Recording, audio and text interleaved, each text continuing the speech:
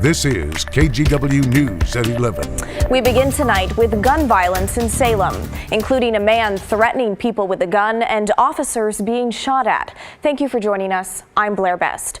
2 people are in jail tonight, including a 13-year-old girl. It all started Saturday night at 10:15 when a man waved a gun at people in a parking lot at Riverfront Park. When police got there, he was gone. Now, witnesses said he took off in a black pickup truck. About 20 minutes later, officers responded to a fight involving a large group of people in another parking lot, this time at a Safeway. When officers got there, the suspect and others took off in a black pickup truck. It was the same truck believed to be involved in the incident at Riverfront Park. Now, soon after, the driver, 33-year-old Martin Andrew Gonzalez, crashed into 2 different cars on Marion Street Northeast. Now, it's unclear how many people were involved in the crashes or their conditions, but they were all taken to the hospital. A gun and a high-capacity magazine were found in Gonzalez's truck.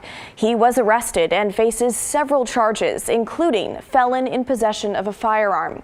A 13-year-old girl was also in the truck and arrested. Also in Salem, and just about 3 hours ago, a Marion County Sheriff's patrol vehicle was shot at. It happened just before 8 this evening as deputies were driving by the intersection of Lancaster Drive Northeast and Devonshire Court. No one was injured. The incident is being investigated, and we'll bring you more details as we learn more. Well, tonight, Gresham police are asking for your help finding a missing 13-year-old. Amar DeWeese was last seen around 8 a.m. on April 29th. He's been staying at the New Avenues for Youth Rockwood campus on Southeast 165th Avenue. Amar is described as a black male. He is 5 foot tall and weighs 160 pounds and has short black hair. He sometimes goes by the last name Nyland. Anyone with information is asked to contact Gresham police. Well, the family of the man who died in a Northwest Portland shooting on Friday is asking for answers. It happened on Northwest 17th and Irving Street. When officers got there, they found 2 people injured, James Rogers Jr. and another woman. Now, medics tried to revive James, but he died at the scene. The woman was taken to the hospital with non-life-threatening injuries. As of tonight, nobody has been arrested in this case. That's honestly what I want people to know, like, say something. Like, we still out here with the killer. That don't make no sense. Now, James was the oldest of 5 siblings. His brothers and sisters describe him as an excellent writer and artist who loved his family and daughter. Well, 3 teens are in custody after fleeing from police in downtown Portland last night. Officers initially responded to a report of a stolen car at gunpoint in Vancouver just after 1 a.m. They were able to find the car by using GPS. It ended up in Portland on Southwest 5th and Hall. Now, that's when the 3 suspects ran off. One of them tripped and a gun fell out of his pocket. Officers arrested all 3 suspects. A 16-year-old and 2 17-year-olds are now behind bars, and they each face several charges. In Washington, the Tacoma Police Department held its first gun give-back event. They collected 140 unwanted guns, making the community feel a little safer. Cornelius Hawker explains the reasoning behind the event. Old Model 6 Remington. Well, that's an older one. Tacoma Police Chief Avery Moore talks about the importance of today's gun give-back. We're serious about safety.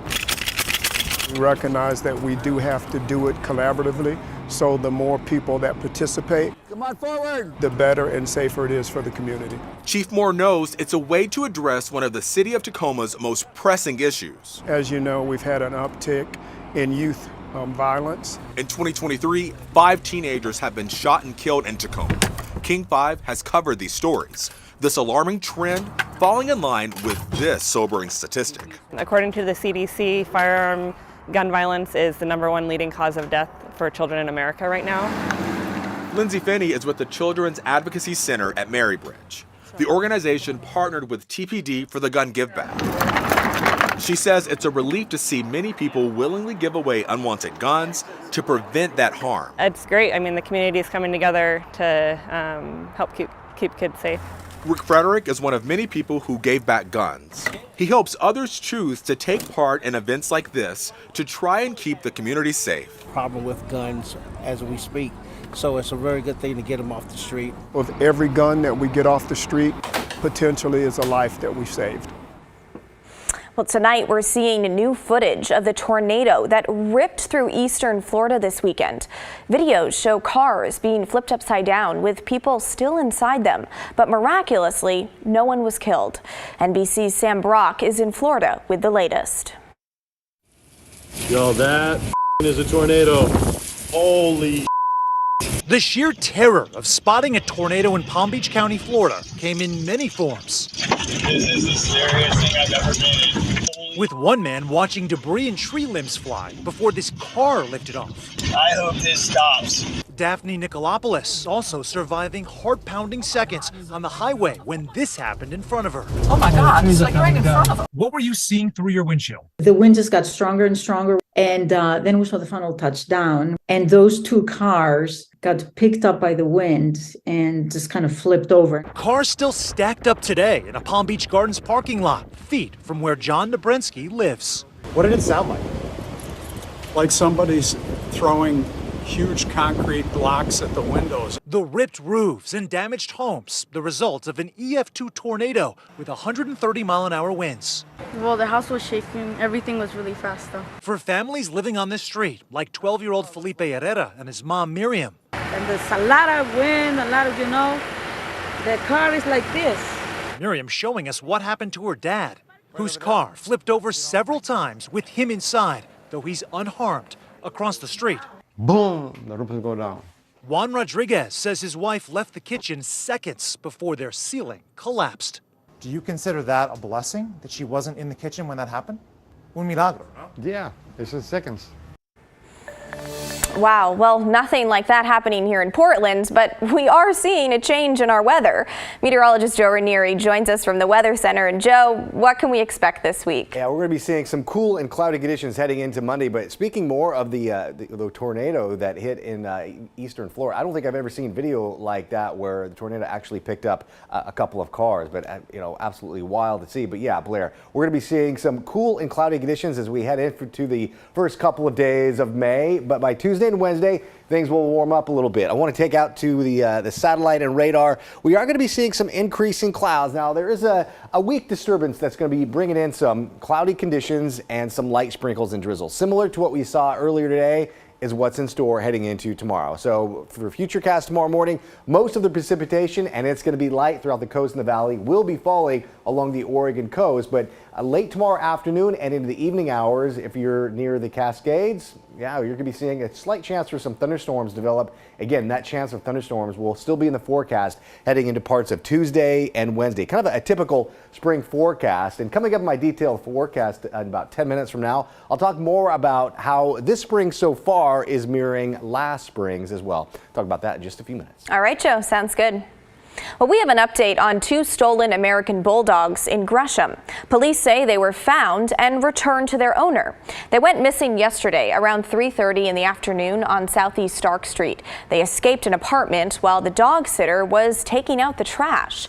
Kids at the apartment complex saw them get into a white Audi sedan. Now, police did not say where or how they found the dogs. Well, now to a traffic alert. I-5 South on the lower deck of the Markham Bridge is closed this evening for inspection. That closure goes through 5 tomorrow morning. Drivers will have to detour onto I-405 South until then. The 2023 Portland Crop Hunger Walk happened downtown today. These walks are community-based fundraising events held across the U.S.